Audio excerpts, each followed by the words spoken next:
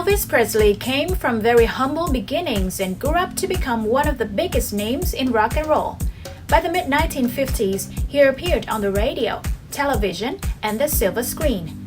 On August 16, 1977, at age 42, he died of heart failure, which was related to his drug addiction. And since his death, Presley has remained one of the world's most popular music icons.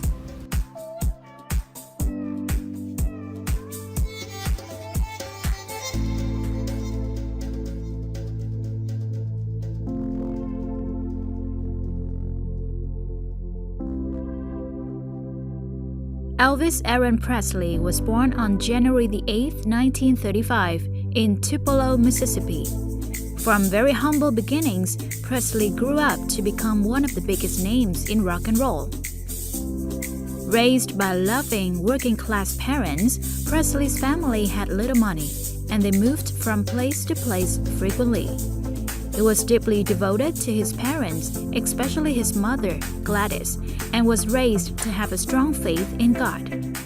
Presley attended the Assembly of God Church with his parents, where gospel music became an important influence for him. Presley received his first guitar as a gift from his mother on his 11th birthday in 1946 and had his first taste of musical success a few years later when he won a talent show at Humes High School in Memphis.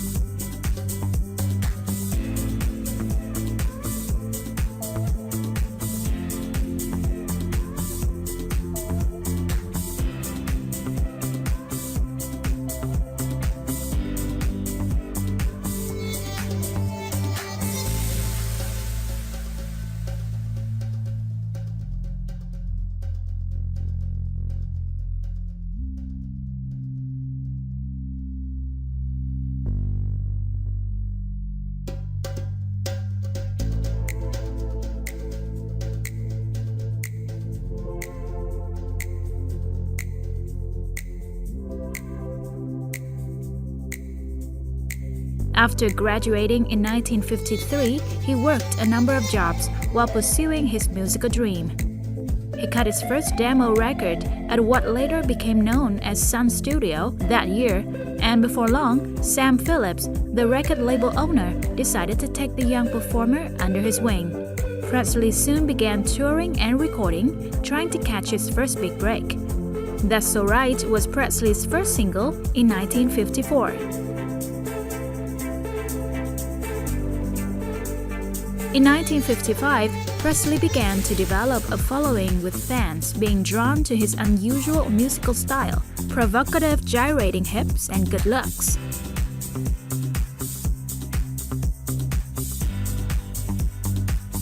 Presley was on a roll, scoring his first #1 single with Heartbreak Hotel, as well as his first #1 album, Elvis Presley, and signing a movie contract with Paramount Pictures, all in 1956. Despite the uproar that his sexy dance moves caused, he also became a popular guest on a number of television variety shows.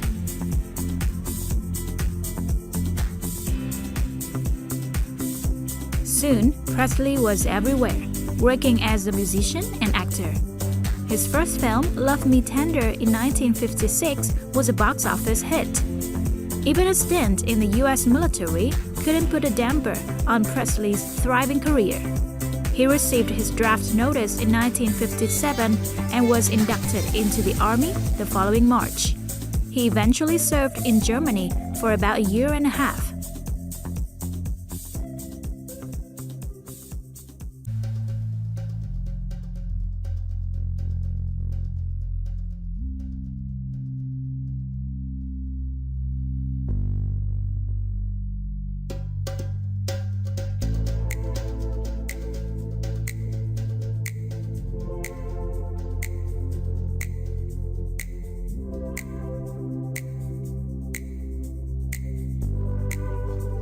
After leaving the army in 1960, Presley resumed his career and was soon back at the top of the charts with a soundtrack for his film G.I. Blues.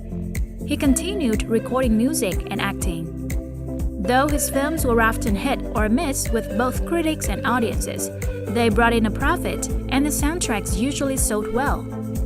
By the late 1960s, however, the enigmatic performer appeared to be losing his box office appeal. Proving he was still the king of rock and roll, he recorded his first TV special in 1968, often referred to as the 68 comeback.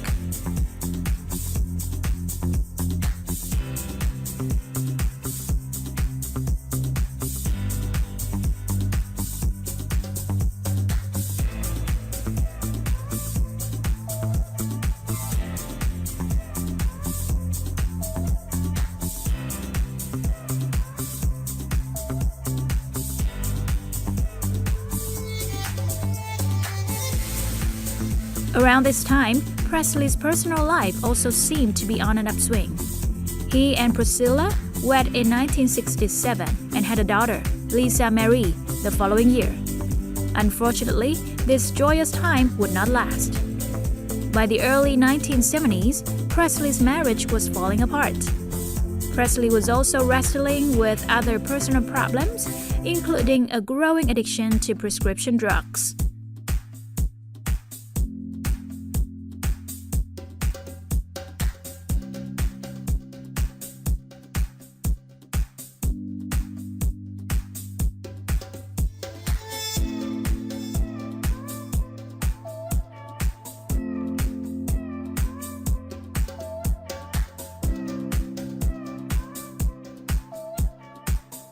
Despite his personal obstacles, Presley remained a popular draw in Las Vegas and on tour. He performed at his last concert in June 1977 in Indianapolis, Indiana. After the concert, he returned home to his Memphis mansion, Graceland, to prepare for another tour.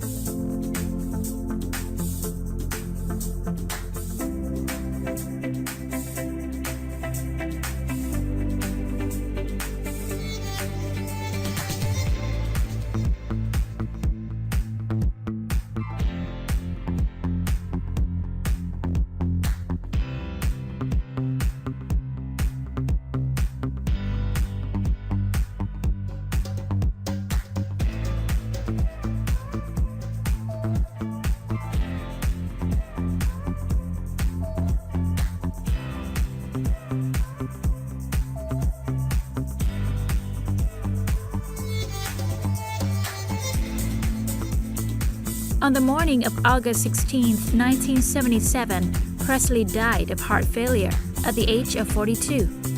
It was later ruled that his death was related to his prescription drug use. Presley was buried on the Graceland property near the gravesites of his mother, Gladys, father Vernon, and grandmother, Minnie Mae Hood Presley. Throughout his amazing career, Presley helped popularize rock and roll music in America. In 1998, Presley was posthumously inducted into the Country Music Hall of Fame. 3 years later, he was posthumously inducted into the Gospel Music Association's Gospel Music Hall of Fame.